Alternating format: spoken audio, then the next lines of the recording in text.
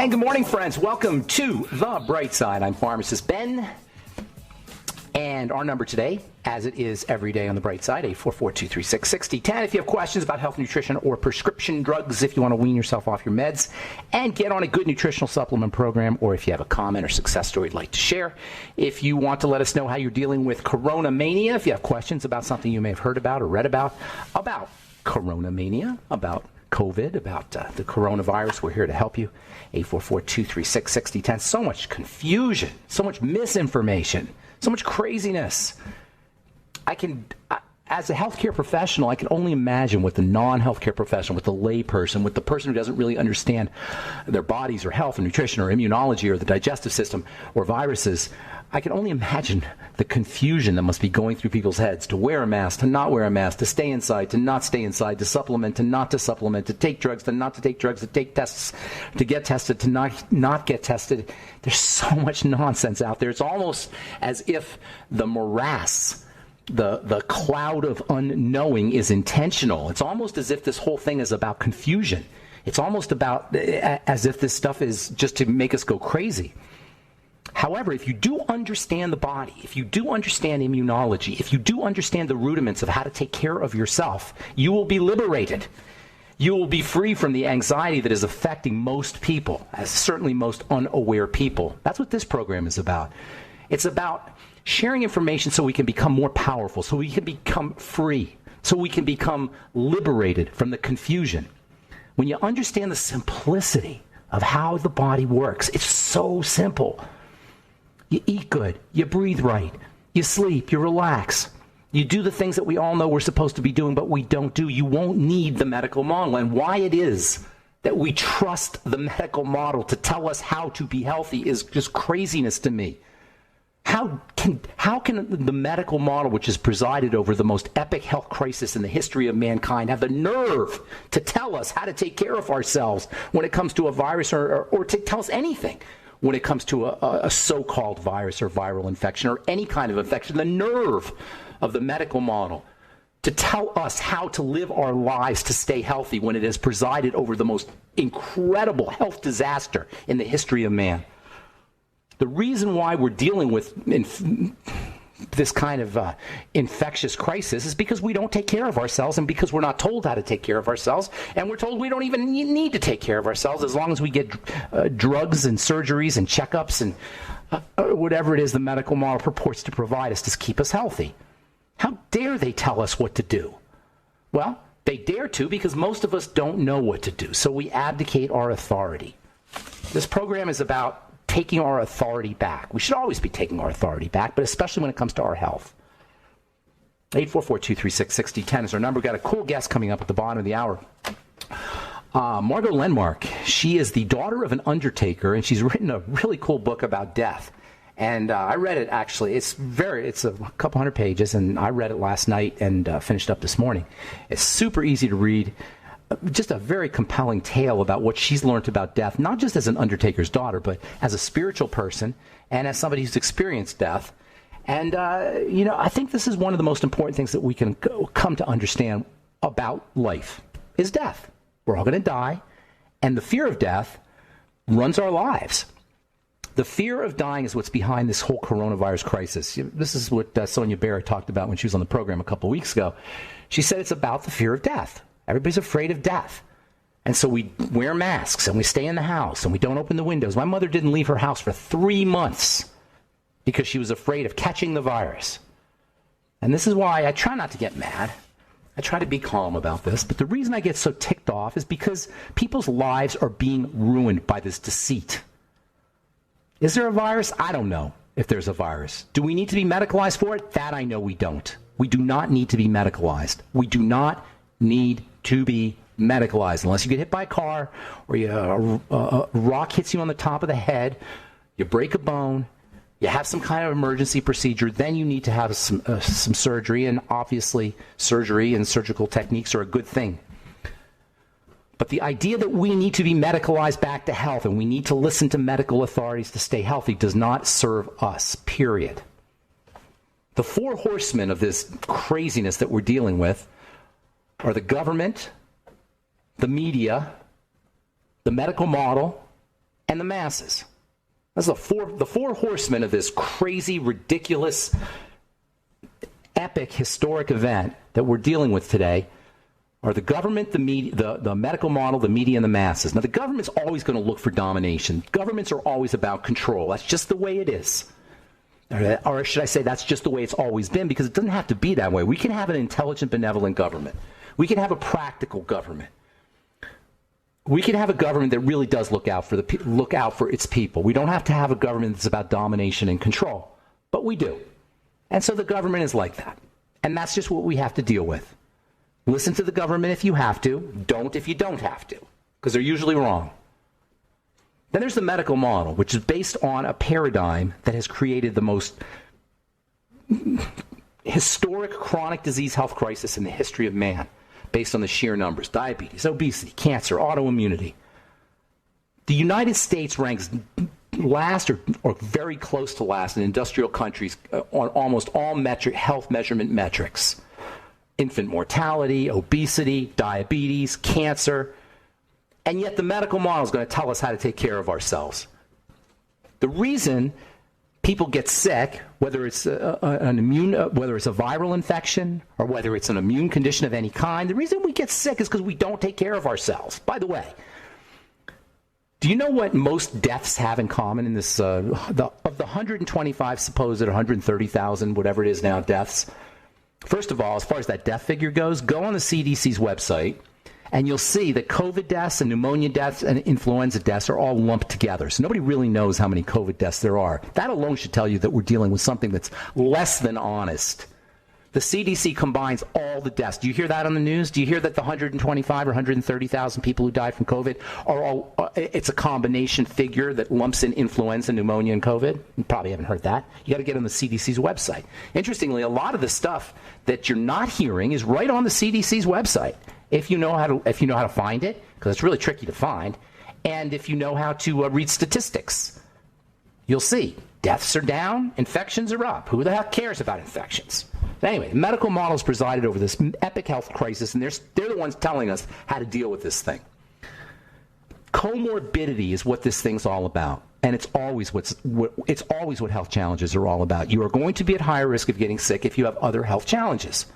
Comorbidity, hospitalization, medicalization is what really accounts for deaths. Comorbidity, having multiple disease states, and most people, the large majority of people in this country have multiple disease states, or if not the large majority, a huge number.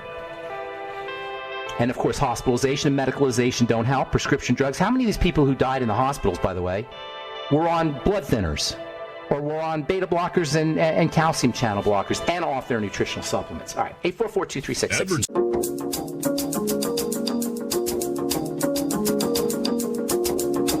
All right, we're back on the bright side. We've got Margot Lenmark coming up at the bottom of the hour, talking about her book, Late in the Morning. Margot is the daughter of an undertaker and a student of death as well as life, as well as spirituality. And I read her book last night and this morning, and it is really, really, really good. I'm looking forward to talking to Margot at the bottom of the hour. We'll get your calls to segment 844-236-6010. So I'm been a little bit ticked off the last couple of days. What's really getting me is this talk about infections. Infections. Who cares about infections? What you want to know about is symptomatic. And what we want to do is we want to make ourselves unsymptomatic or non-symptomatic, and most people will be, because it's a very weak, quote-unquote, virus. The most important thing you could do for to protect yourself, to support your immunity, is take care of your gut. The GI, gastrointestinal tract that runs from your mouth to the other end. And if you throw in your nasal passages and your respiratory system and your lungs, which are also all part of the immune system, you got 90% of your immune system. Focus on food. The less you eat, the longer you live. The less you eat, the better you feel. And the less we eat, the more powerful and robust our immune system will be. Nobody's saying to starve, but reducing calorie restriction.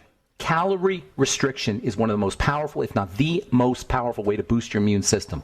It allows you to redirect resources, precious resources, I might add, to defense, to repair, to protecting ourselves from viral infections, among other things. That means probiotics. That means digestive enzymes, your nightly essence, your ultimate enzymes, using apple cider vinegar with meals, in addition to calorie restriction.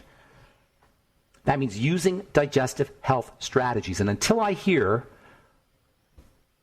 Rachel Maddow and Sean Hannity and all the other crazy people on the news telling me about the digestive system, or Dr. Fauci or whoever telling me about working my digestive system, I'm tuning it out. If they're not telling you, if the medical model is not telling you to build your immune system by focusing on digestion, they're either ignorant or they're dishonest. And either way, they don't deserve being listened to. There are herbs you can take for your immune system. One of the best herbs you can take for your immune system is something we used to talk about a lot in the 90s, but I haven't heard a lot about lately, and that's echinacea. There's all kinds of evidence that talks about echinacea as being antiviral, supporting the activity of white blood cells, shortening the duration of respiratory infections, being used for colds, all kinds of respiratory type issues. You don't want to take echinacea all the time, but if you feel like you're getting sick, take a gram or so, get a gram capsule, or make tea. Make echinacea tea. I like herbs. People always ask me about herbal supplements. I say make your own. Make teas. Make your own capsules, for that matter. Another great herb for the immune system is elderberry. I remember a doctor friend of mine telling me about elderberry 25, 30 years ago. He told me about it. He asked me if I knew about elderberry, and I hadn't at the time. But the more I learned about it, the more I realized that elderberry is a great remedy for coughs, colds, as an immune booster. And at the beginning of all this stuff, this whole COVID thing, people were using elderberry. Elderberry can actually be, elderberry is even more powerful as it can be. It's even more powerful when you take it with vitamin A and vitamin C. And by the way, vitamin A and vitamin C and vitamin D are probably your three most important immune vitamins. A and D, of course, are not really vitamins. They're hormones. Get out in the sun, supplement with vitamin A, and make sure you're taking lots of vitamin C. I don't care what anybody tells you about vitamin C not quote-unquote working. I don't care what anybody tells you about vitamin C being a waste of time. I say anybody, I mean the medical professionals. It's amazing. Unbelievably valuable. It's the Babe Ruth of vitamins, the Babe Ruth of supplements, the Babe Ruth of essential nutrients. It should be in a category all on its own. George Norrie asked me a couple weeks ago when I was on Beyond Belief, he said, what's the most important vitamin? I'm always troubled by that question, what's the most important vitamin? There's no most important, but if you had to say, and this is what I told him, I said vitamin C. Unspeakably valuable. I've been using it in skincare for many years, as some of you may know. All right, 844-236-6010 is our number. We got Margot Landmark coming up at the bottom of the hour. Let's go to the phones. Elaine, my friend Elaine, thank you so much for your posts, Elaine. I really appreciate it. Hi, and thank you for your truth treatments. I can't believe how much it's helped my skin with those masks. It's just driving me nuts. But the omega-6 has been just awesome. The omega-6 healing cream, yeah. Yeah. I should talk more about that, folks. Omega-6 healing cream for the mask. If you're getting, you had a particular bad reaction to the mask, but even just generally dryness or irritation to the mask, Omega-6 healing cream. Even before the masks, Elaine, if you put it on before your mask, it'll protect you from the interaction, the rubbing, the friction. Yeah. What's going on? Well, I got a bunch of calls here.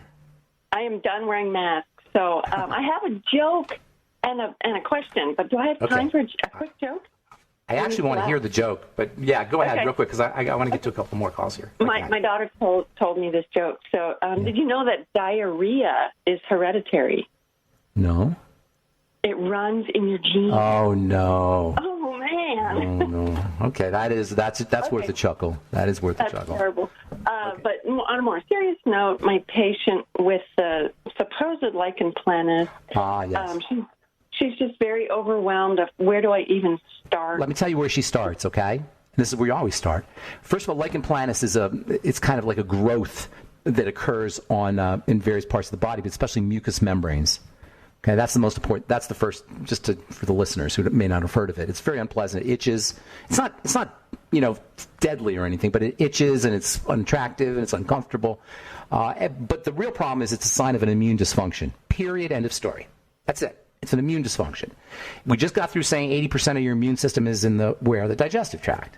When I talk about the digestive system for autoimmune disease, and lichen planus isn't quite autoimmune, although nobody's really sure, that could be part of it. Whenever you have an immune problem, when I talk about the digestive system, sometimes I think people say, oh, blah, blah, blah, it's food, it's so easy to say. But the fact is your immune system lives in the digestive tract, as would make sense because that's where most of the enemy gets into the body. So focusing on the digestive system is so important. And I'm thinking, Elaine, and you correct me if I'm wrong because you're a healthcare professional too, I'm thinking we dance around this because we don't want to make changes. We'd rather talk about our problems. We'd rather get whatever kind of reaction we get from other people from our problems than do something about our problems. Because it seems so simple to me. This woman should be fasting, period. Okay? I guarantee you, I'm not Psychic Ben, I'm Pharmacist Ben, but I'm guaranteeing you she eats like crap and she's got a digestive health issue. Now, you say, no, she only eats organic, she only eats veggies. She doesn't know. We don't know what good eating is, but her skin is talking to us. You know what I'm saying? So you can say, oh, no, I'm all organic, I'm gluten-free, la, la, la, I hear this all the time. Your skin is talking to you. So you may be saying I'm healthy and I eat healthy, but your skin says different. Does that make sense? Yes. So she has to focus on the gut. And it's not a skin problem. Lichen planus is not a skin problem. It's an immune problem, which 80% of the time at least means it's going to be a digestive issue or food issue. Okay? Will you let me know how she does? And you know what else? Yeah. She can also contact me if you want me to talk to her directly. All right. Thank you for all you do. Thank you, Elaine. Take care. All right. I wanted to get to one more call here, and I'm sorry we're out of time, but we got a cool guest coming up at the bottom of the hour, Margot Lenmark. Her book is Late in the Morning. You're listening to The Bright Side. We'll be back right after this.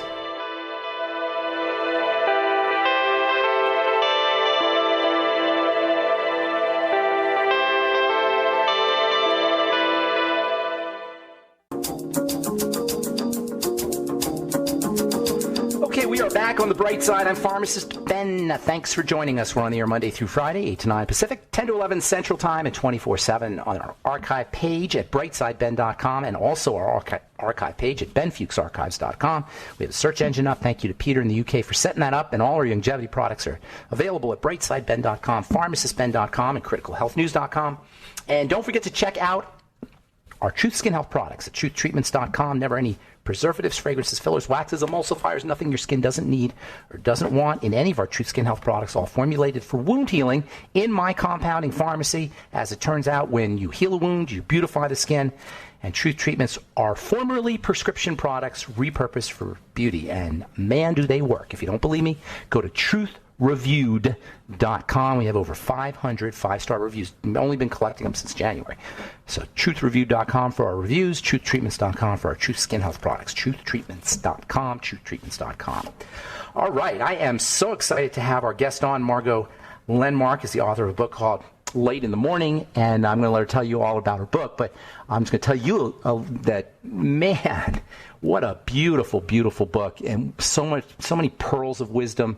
It's really, I cried, I smiled, I learned. It was just a real beautiful book, and I'm not surprised when in the front of the book there's testimonials from Deepak Chopra and Marcy Shimoff, who also is a great writer, and other folks, and I understand why, because it is a really beautiful work. Please welcome to The Bright Side, Margot Lenmark. Hey, Margot. Hi, Ben. Thank you for having me. I'm so excited to be here. Oh, I'm so excited to have you on. You're my, I feel like I know so much about you. You're like my new friend. I'm because the way you write is so personal and so it's so vulnerable. It's so revealing. I'm going to let you tell a little bit about the book, but just for the listeners, Margot is an undertaker's daughter, and you were kind of steeped in death from the very beginning, and you have some really interesting stories to tell about that. Did you write the book because you want to teach? Did you write the book because you want to get stuff out of your system? Is it a journal, or is it more for readers? I mean, what was your thinking in putting this thing together? That's a great question. That's a really good question, because I had no intention of writing this book. When my father died, a friend of mine asked me, tell me about the experience of your father dying. How was it? I'm so sorry, blah, blah, blah. So I told him the story, which you know is the first chapter of the book about my father dying. It's quite a story, as you know. Mm-hmm. And at the end of that, she said to me, she was just kind of mesmerized during the story, and I can't believe how in detail I went, but she pulled it out of me. And at the end, and this is like probably now 22 or 23 years ago, she said, "You have got to write that in a book."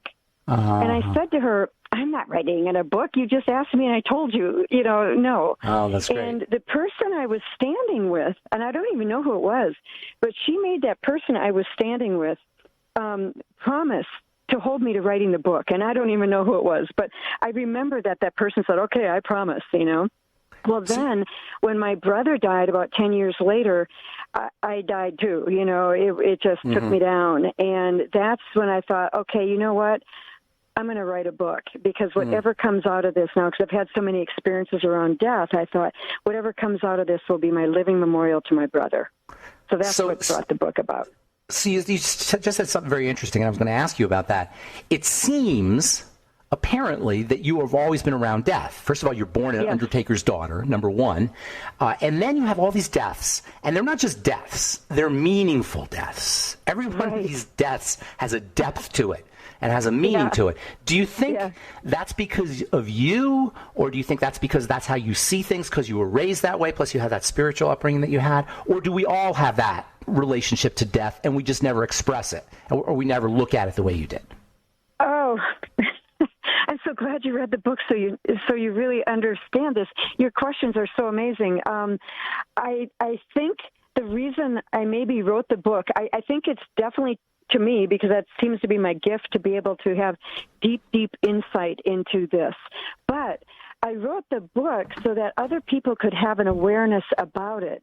So I don't actually know the answer to your question, but I know that people have called me and said, "Oh my God, thank you for opening my eyes. Oh my God, I just feel so differently about it." Or "I'm not afraid to die." Or, I've helped people with their grief. And so I think, anything you do like that, when you have an awareness and you share it with other people, it raises their awareness. So I think once you read the book, you see things differently after that. I think also you're a meditator, and to me, meditation is about seeing with awareness, I'll say. Because we see, but we don't always see with awareness. But you're a meditator, and you have a history of meditation, so you're going to see your life meditatively. You're going to see your life with awareness. So you think that's part of it? Well, I do. Your meditation I think that's part of. Yes, I do. I think part of it, because I do transcendental meditation, and when you transcend, you transcend the surface of the mind, basically, the surface thinking level, and you go to deeper levels of the mind. And so naturally, you see life in a deeper way. So yes, I do think that had a great deal to do with my perception of, in all of these experiences. And you don't just do TM. You travel around the world teaching TM. I mean, you're really in TM, and I love TM, by the way. Committed. And I've just studied. I've never done it exactly, but I've been meditating myself for many years. But I've always appreciated TM's real simplicity, the idea of going deeper, like you just said, diving deeper past the surface. Most of us live our lives on the surface, and we miss the richness of it, number one, and we miss our power and how much control we have over our ability to have a quality life or have a great life. We have an ability to have a great life. We do, and we miss the richness of death. This is the point. It's so interesting. We think of death as just only grief and sad and loss. But what I found with these experiences is that there is an interwovenness about life and death that is just phenomenal. So if we can go to the deeper levels of life and experience it on that level, we will see death totally differently. It's a continuum, and we will see it that way. And for example, and you notice this, because every death that I talk about that you say is very personal, because it was a very deep experience for me. And everyone was very different. But the interesting thing is, like, let's just take my brother, for example. The lesson that I got from him when he died was not about the stock market. It was about our life together, and I was very attached to my brother. And so naturally, the lesson I got from him was about that attachment, about how to look at that attachment, And my mother, she and I had a very cat and dog fight relationship. We were like little cat fights our whole life. Till the end. Yes, yes. And then the relationship, as you know, got resolved. And of course, my lesson from her would be about resolve. And so it wouldn't, again, be about the stock market or how to save money or what to do in my life. It was about resolve. So every lesson that I learned it had to do with my relationship with those people. Very, very personal. Yeah, death was like your teacher. You say this in the book. Death is your teacher, and that's an old. They say, Don Juan and the whole Yaqui wisdom thing. You may know that the Toltec wisdom. He says, "Live as if death is over your right hand shoulder," and I always thought that was very, very important because it's not morbid. It makes you appreciate life even more. And like you talk about regrets. For sure. I want you to talk about that whole thing with regret. We got to take a commercial break, but I want you to come back and talk about that thing with regret, and then I want you to tell a story about your dad. We're talking to Margot Lenmark. Her book is super cool. It's called Light in the Morning. I'm Pharmacist Ben. We'll be back with more of Margot Lenmark right after this.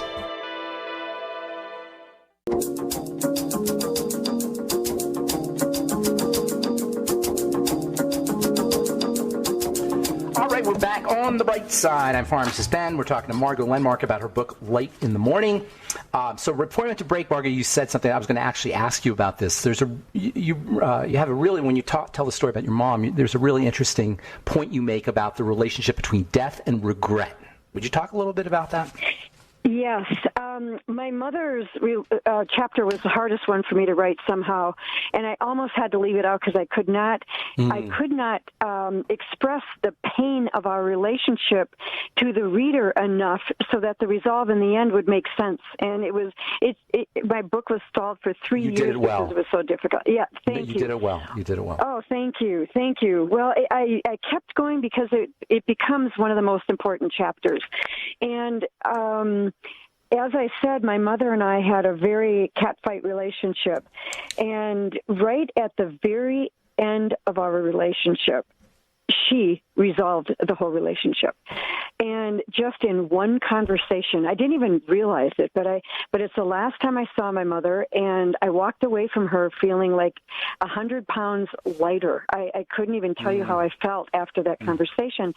Well, I never saw her again. And so the pain of that death was, of course, huge, but it was so much easier on me because she resolved the relationship. And so I realized that most of the pain of death is regret. And it was a huge lesson for me because I didn't have this agonizing, unresolvable pain of, I wish I would have told her I loved her. Oh, I wish I could go back and say this, and I wish I could apologize. There was none of that regret. And so that chapter becomes very important because I think all of us have relationships that really need resolving. And if that person were to die without it resolved, it is going to eat you alive because there is nothing you can do. It just eats you up. And it's so important to resolve these relationships. And so what I have done, and this is what I mean by every one of these lessons has changed how I live.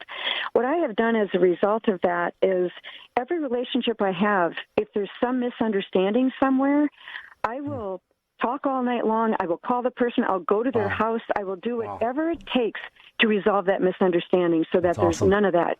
Yeah. Yep. That's awesome. It strikes me that your parents were really amazing. And by the way, you brought me to tears with the chapter about your mother. So just so you know, you did her great. And what that reminds me is that your mother was like the heart, and then your dad was like your soul. That's kind of the feeling I got. Yeah, that's the feeling I got. So the stuff about your dad, it was just that was amazing. So tell us a little bit about what he meant to you, and then tell us a little bit about, just real quickly because we're going to run out of time. I got some more things I want to ask you. Tell a little bit about seeing his body. Okay. Well, my dad was, just to put it briefly, what everybody described him as a saint. He was just so highly evolved, and every word that came out of him was so profound and loving and beautiful. I learned so much from him, but I took it for granted. I didn't know he was such a saint. It was my everyday life with him. And he just had a countenance about him that was absolutely just serene and wonderful. And he taught me so much. He's the one that got me on a spiritual path and meditation and, vegetarian and all kinds of different trips, So Yogananda. He was really my spiritual mentor. Pardon me? Yogananda. He got you. Yeah, Yogananda. Yes. He was into Yogananda. And so I came home one day from church and he was sitting in his boxer shorts in his lotus position in the living room with the sun shining on him. And he had a tomato in one hand and a carrot in the other. And I said, Dad, what are you doing? And he goes, shh, I'm trying to get into samadhi. That's great. I mean, whose dad does that, right? And how old were you? What dad does that, right? How old were you? I was 5, I think, or something. You were 5. Yeah, that's amazing. And so when you went to you heard he died and you went to see him in the morgue in the hospital. So tell us that story. Okay, so when I didn't want to go see him because I couldn't. There was an ice storm and I couldn't get to him for 5 days, and so by the time I got there, everyone said he's not going to want you to see him like this because he'll have been decayed and stuff like that. So I told the funeral home I'm not going to view my father, and they said you have to. He hasn't been positively identified, and I'm like, oh my God. So I went in kind of nervous, and I'll tell you, the funeral director opened up the door to this long room, and he was on a gurney at the end of the room, and it was like the room was golden. I don't know how else to describe it. There was just such a feeling in the room, and I walked up to him just sort of mesmerized, and I got on a little stool because I'm short, and I had to look down at him, and when I looked at his face, I have never seen anything so beatific in my life.